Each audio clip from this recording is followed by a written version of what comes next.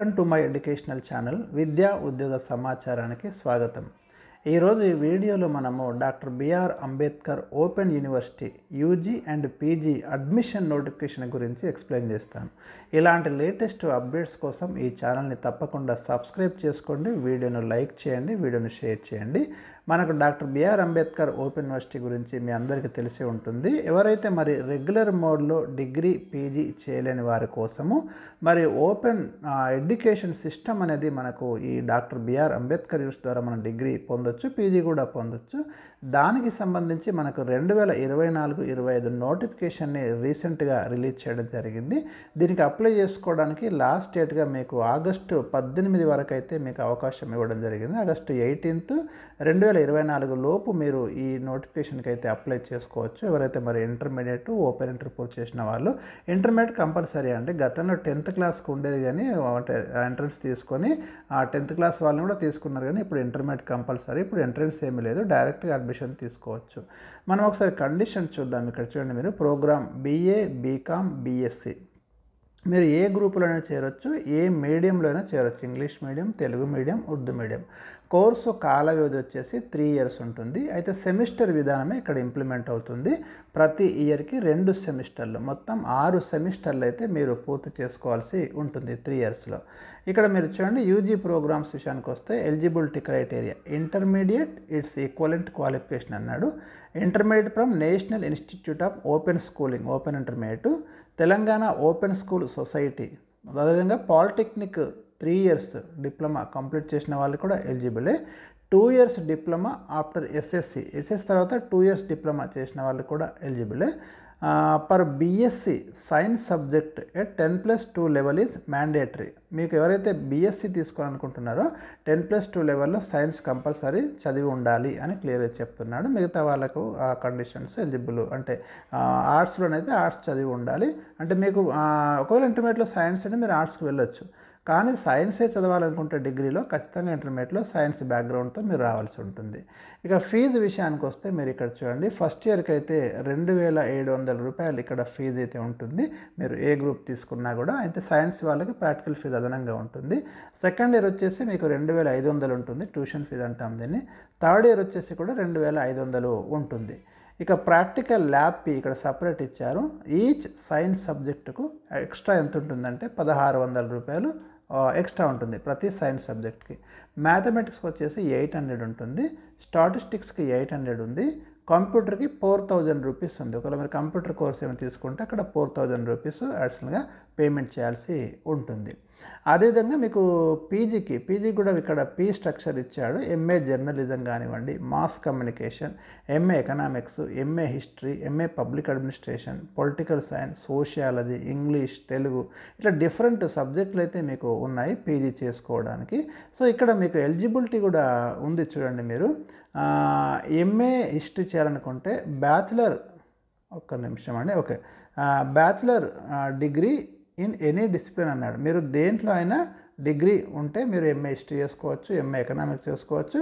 అంటే పర్టికులర్గా ఈ డిగ్రీ ఉండాలని ఏం లేదు, ఏ డిగ్రీ ఉన్నా కూడా మీరు ఈ సబ్జెక్టులు అయితే చేసుకోవడానికి అవకాశం ఇచ్చారు. అదేవిధంగా మీకు MA ఇంగ్లీష్ చేయాలనుకుంటే bachelors degree in any discipline with English as second language అన్నాడు. అదేవిధంగా తెలుగు చేసుకోవాలనుకుంటే MA తెలుగు చేసుకోవాలంటే కూడా మీరు డిగ్రీలో సెకండ్ లాంగ్వేజ్ తెలుగు ఉంటే సరిపోతుంది. MA తెలుగు చేసుకోవడానికి అయితే అవకాశం ఇవ్వడం అనేది జరిగింది. సేమ్ MA హిందీ, ఇట్లా మీకు ఎలిజిబిలిటీ చూసుకోండి. అంటే ఏ సబ్జెక్ట్ చేయాలనుకుంటే ఆ ఎలిజిబిలిటీ మీరు ఫుల్ఫిల్ చేయాల్సి ఉంటుంది.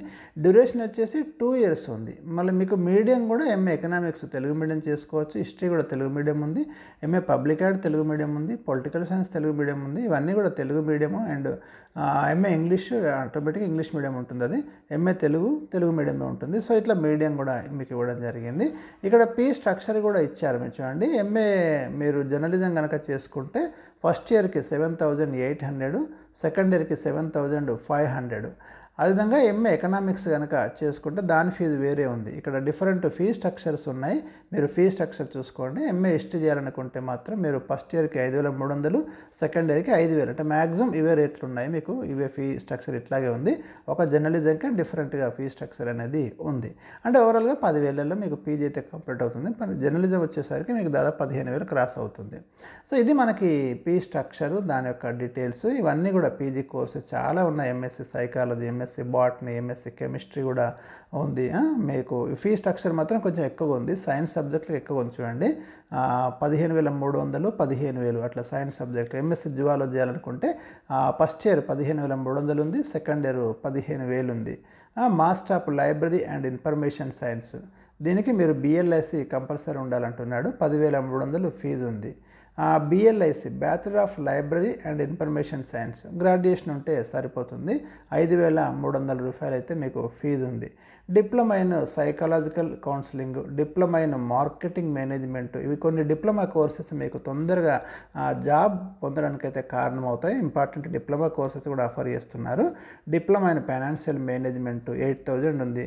Diploma in human resources management, ఇక్కడ మీకు ఎలిజిబిలిటీస్ కూడా ఇచ్చారు. డిగ్రీ ఉంటే దాదాపు ఎనీ డిగ్రీ ఉన్నా కూడా ఇవన్నీ డిప్లొమాస్ మీరు చేసుకోవచ్చు. Diploma in operational management, diploma in environmental studies, diploma in human rights ఉంది. Diploma in women studies, diploma in international relations కూడా చేయొచ్చు మీరు. 5,200 ఉంది.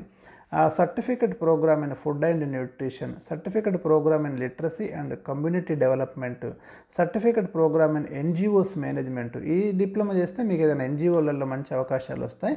ఫీజు 2,100 ఉంది. ఇట్లాంటివి చేసుకోండి. ఏదైనా ఎన్జిఓలో మీకు చాలా ప్లస్ అవుతుంది అన్నట్టు. Certificate programme in early childhood care and education, ఇది కూడా కొన్ని స్కూల్స్లో మీకు చాలా యూజ్ అవుతుంది.